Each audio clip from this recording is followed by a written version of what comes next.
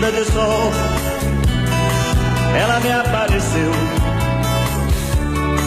com um sorriso tão triste, um olhar tão profundo. Já sofreu,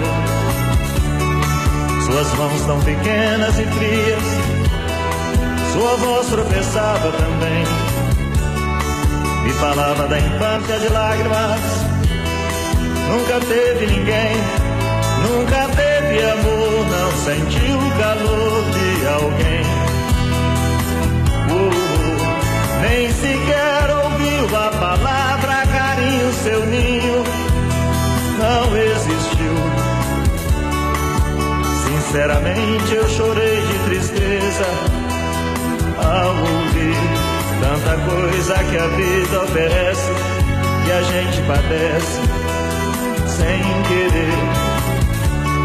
Depois de tudo que eu vi, não consigo esquecer.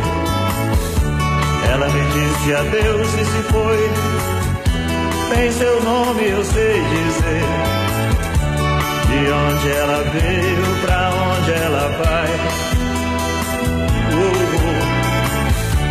De onde ela veio, pra onde ela vai, não sei dizer.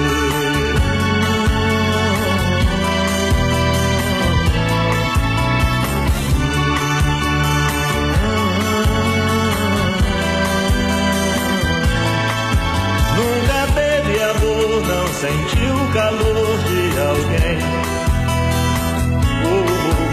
Nem sequer ouviu a palavra carinho, seu ninho não existiu. Sinceramente eu chorei de tristeza ao ouvir tanta coisa que a vida oferece, que a gente padece sem querer. Depois de tudo que eu vi, não consigo esquecer. Ela me disse adeus e se foi, nem seu nome eu sei dizer. De onde ela veio, pra onde ela vai. De onde ela veio, pra onde ela vai, não sei dizer.